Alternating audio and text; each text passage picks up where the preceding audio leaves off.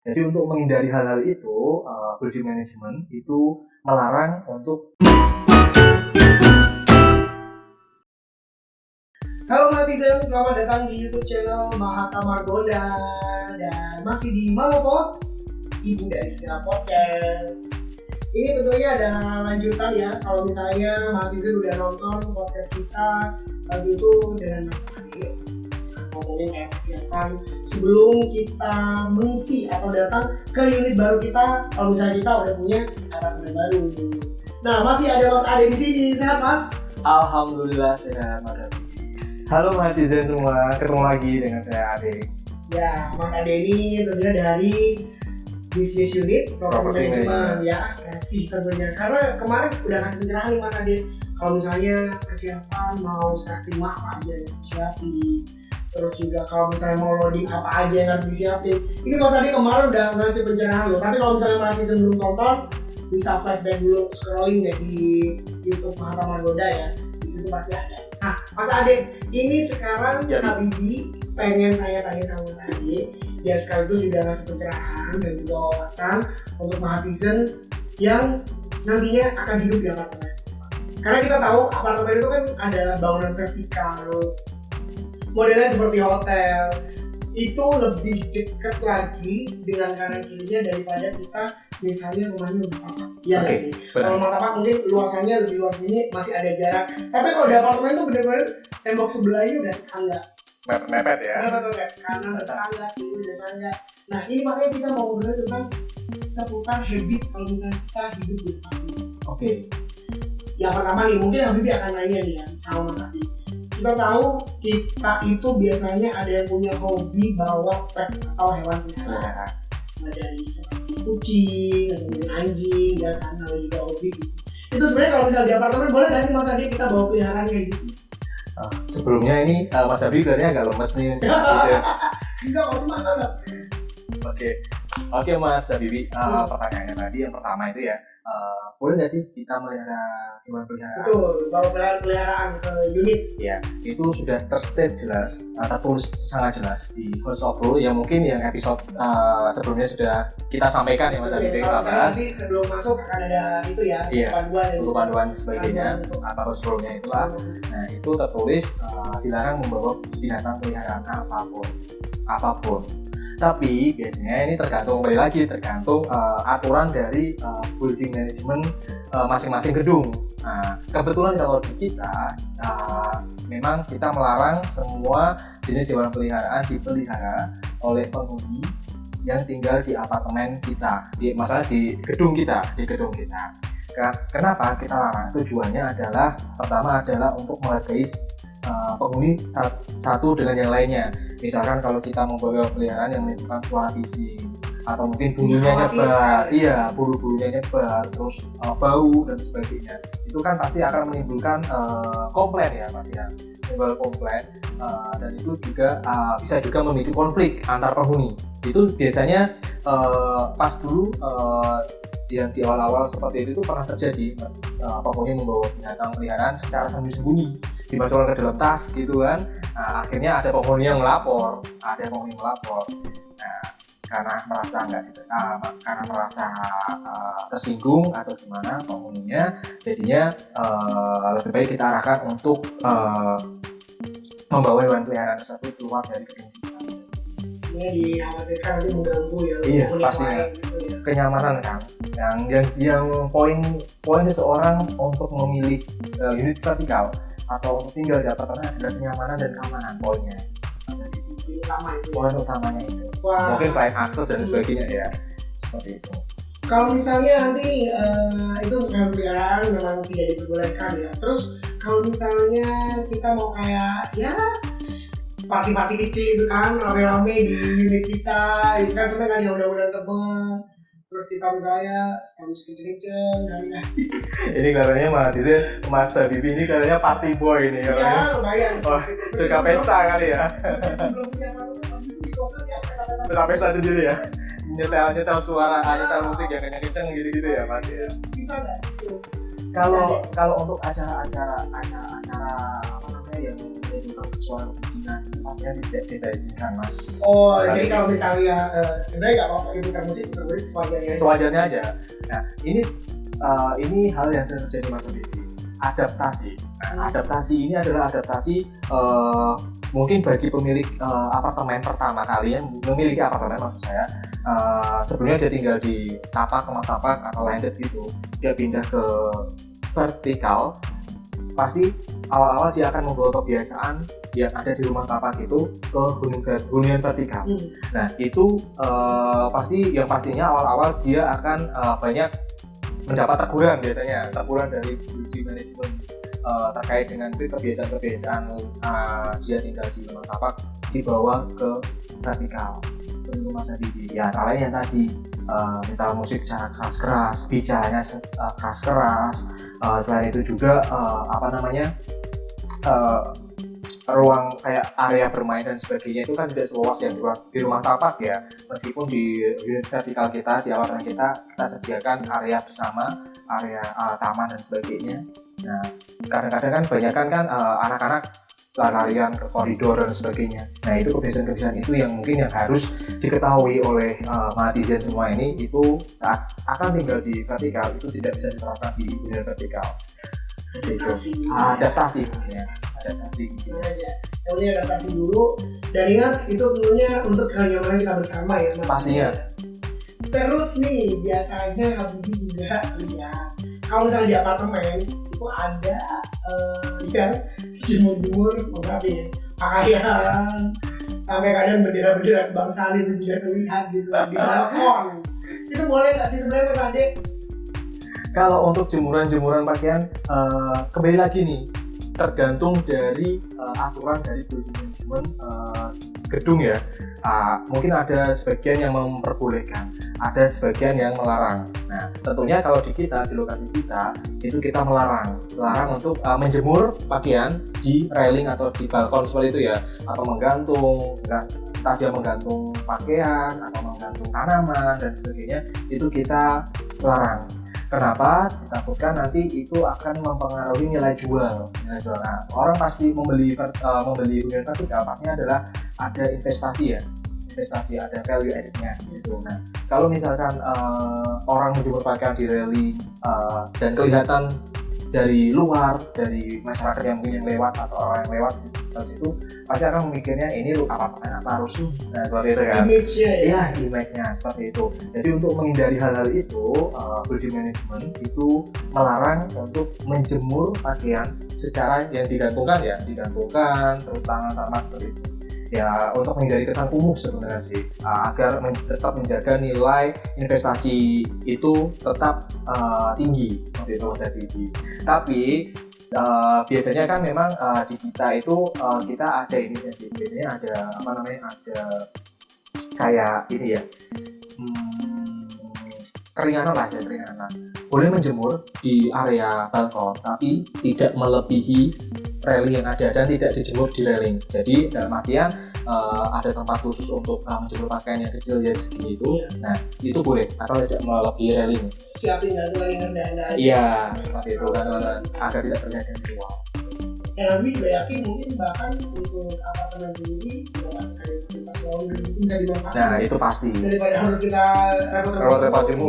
Iya. Nah, kadang kita sebagai pemilik apartemen itu tujuannya gak cuma pengen ditempati. Kadang kita juga pengen sebagai aset. Okay. Jadi kalau Habibie mikir orang itu gak semuanya punya apartemen pengen ditempati. Tapi juga ya sebagai aset lah, aku pengen sewain, passive income gitu kan. Apalagi seperti Mahatma Margonda sendiri yang punya akses langsung ke Universitas Indonesia, terus juga Taman Musik di Nyebrang, integrasi langsung stasiun Pondok Cina. Itu pasti pasarnya jelas, nggak usah ditanya lagi. Saat misalnya Habibie punya unit dan pengen menyewakan, itu bisa nggak sih titipnya sama manajemen atau mungkin pihak developer? Kalau untuk disewakan itu bisa-bisa saja Mas Habibie. Tapi untuk saat ini kami di building management itu, di building management ya, kita di building management sekarang itu untuk saat ini tidak menerima untuk penitipan unit disewakan. Tapi kedepannya nanti hal tersebut akan dialih oleh bisnis unit property management bidang agensi. Nah, nanti di bidang agensi tersebut nanti akan menampung pemilik unit yang akan menyewakan unitnya. Sudah ada bagian sendiri nanti. Nanti di luar dari building management nanti akan ada bagian atau divisi atau bagian dari building management sendiri itu, bisnis unit property management sendiri itu yang akan mengelola hal-hal rental seperti rental unit dan sebagainya. Dan nanti pastinya itu akan dilakukan secara tertulis ya, untuk sewa menyewanya pastinya ya, ada PKS-nya, terus di dalam unitnya kalau misalkan dia full furnish dicatat apa aja nih unitnya, dan pastinya ada uang deposit, biasanya ada uang deposit untuk sewa seperti itu Mas Habibie. Jadi jangan khawatir sih untuk netizen mungkin yang sudah membeli di Mahatma Margonda, kalau misalkan tujuannya untuk diinvestasikan ataupun disewakan ke depannya, itu nanti bisa dititipkan ke kita, ke agensi bisnis unit property management seperti itu. Jadi khawatir nanti bisa dibantu berarti ini siap. Itu kalau misalnya udah disewain ya Mas Akif, Tapi ini punya unit terus disewain sama orang kami. Nah kalau misalnya orang kami itu udah sewa, kita tahu kan ada service charge, silvan, itu yang harus bayar pemilik atau penyewa Mas?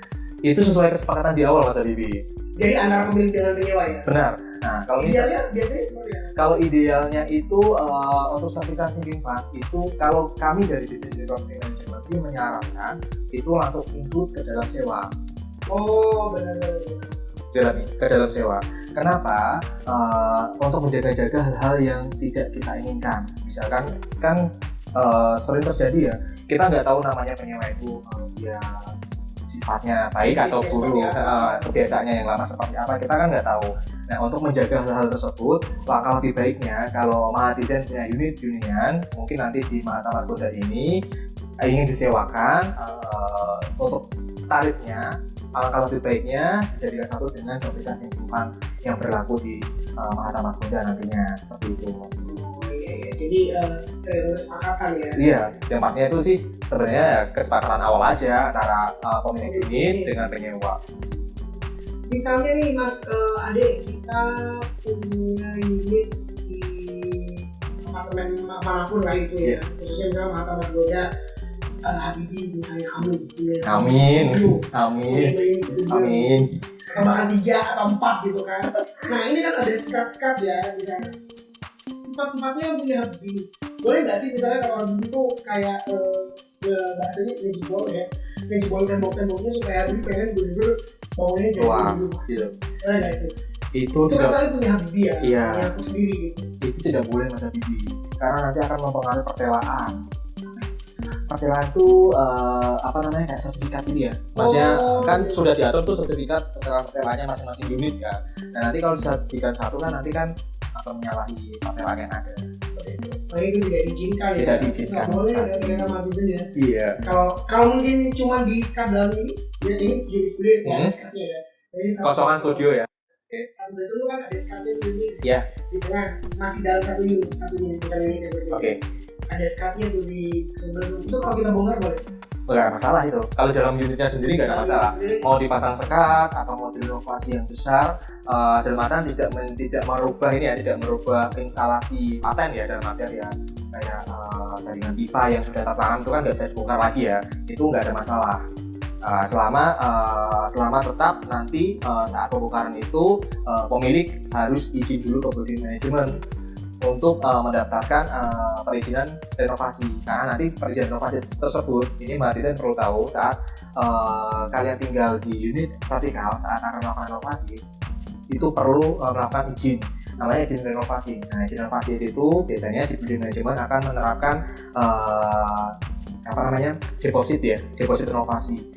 Itu uang untuk jaga-jaga misalkan terjadi kerusakan jaringan atau apapun yang mengakibatkan misalkan plumbing dalam gedung itu ada yang bocor atau listrik dan sebagainya ada yang rusak dan sebagainya, itu nanti akan diganti dari deposit itu Mas Habibie. Jadinya selain itu juga nanti saat mengajukan renovasi unit itu pemilik harus melampirkan desain gambarnya, desain iya harus ada desainnya, dilakukannya desainnya berupa gambar 3D dan itu juga gambar jaringannya seperti apa yang akan dipasang nantinya. Nah itu tujuannya nanti akan dievaluasi oleh building management dan building management berhak menolak ataupun mengizinkan renovasi tersebut. Pasti akan ditimbang-timbang dulu ya efek baik buruknya dan kembali lagi untuk kepentingan bersama pastinya seperti itu Mas Habibie. Kadang di apartemen ini kita memilih apartemen karena dirasa lebih aman, privasi itu lebih terjaga, lebih nyaman, lebih aman. Boleh dikasih tahu nggak sih Mas Ade kalau misalnya sistem keamanan di apartemen itu seperti apa sih pada umumnya? Kalau sistem keamanan pastinya pertama adalah sisi luar. Alangkah baiknya kita langsung pasang secure parking ya pertama. Apa tuh? Bandel Mas? Maksudnya ini benar tadi mohon maaf ya. Jadi kayak pengelola parkir sendiri, parkir sendiri. Di samping itu juga harus ada security yang 24 jam. Nanti akan dibagi beberapa pos terkeliling ya, di-provide pastinya. Dan yang terakhir yang paling penting adalah akses masuk misalkan mesin access door atau access lift itu perlu. Kenapa? Karena untuk menghindari orang lain di luar dari penghuni atau pemilik yang masuk, ataupun juga nanti pas mungkin pembelian penghuni membeli secara online atau pesan makanan secara online itu nanti harus ada batas-batasannya situ untuk menjaga lah membatasi orang lain keluar masuk ke dalam unit apartemen atau dalam kawasan apartemen seperti itu Mas. Wah. Dan pastinya CCTV dong. Iya kan. Jadi keamanannya udah ini ya dijamin ya. Apalagi kayak ojek online itu ada batasannya. Pasti. Itu mungkin kayak bisa di lobby gitu kan ya. Yeah, karena Bibi pernah nih main ke salah satu apartemen ya di Jakarta Barat gitu. Pas nanya bertamu Abi itu masih ditanya dulu mau berapa. Iya. Terus bahkan ditelepon dulu loh penghuninya. Ditelepon. Ada tamu. Iya. Selama ini. Iya di telepon, biasanya seperti itu. Malah kadang ada juga yang menitipkan kartu identitas. Kartu identitas nanti dibuka dengan visit card. Jadi emang keamanan itu ya dijamin banget ya. Pasti seperti itu tadi. Oh jadi itu ya Mas Ade ya. Jadi mulai dari tadi orderan belum boleh ya Mas ya untuk kenyamanan bersama. Bukan belum boleh tapi tidak boleh. Tidak boleh. Intinya tapi Habibie yang kita tangkap itu mulai dari tadi apa berburu makanya, keluar peliharaan, ngebongkar tembok meskipun 2 unit itu punya kita gitu kan. Seperti itu tentunya untuk kenyamanan bersama ya kan. Karena kita tinggalnya dalam satu gedung seperti itu kan. Tapi kalau misalnya Matizen ini Habibie saran aja ya. Matizen kalau misalnya pengen ada 2 unit itu ya, tapi dalam satu pintu dengan 2 mini studio dengan masing-masing kamar mandi, masing-masing ruangan itu ada yang namanya dual key. Matizen bisa langsung lihat di Instagram Mantap Manggoda juga mulai ada, atau mungkin juga visit di website itu juga ada. Jadi ini adalah pencerahan untuk mahasiswa semua ya. Kalau misalnya Habibie tinggal di apartemen seperti apa gitu kan ya Mas Ade ya. Iya. Mas Ade ini karena udah pengalaman banget seperti yang Habibie tadi bilang. Makasih banyak Mas Ade. Sama-sama. Mudah-mudahan nanti di kesempatan lain Mas Ade juga bisa datang lagi di podcast kita. Ya. Siap. Kalau misalnya Matizen pengen datang ke Manggoda di sama-sama Manggoda, ditunggu untuk naik produk di Jalan Manggoda Raya nomor 37 Kota Depok. Bisa WhatsApp juga di 0811 021 277. Mudah-mudahan apa yang kita tayangkan, apa yang kita sajikan bermanfaat ya Mas Ade ya. Amin. Sehat-sehat untuk Mas Ade dan juga Matizen semua di Sama-sama Habibie. Ya. Sama-sama. Pamit. Mas Ade juga pamit ya. Dah, sampai jumpa di episode berikutnya.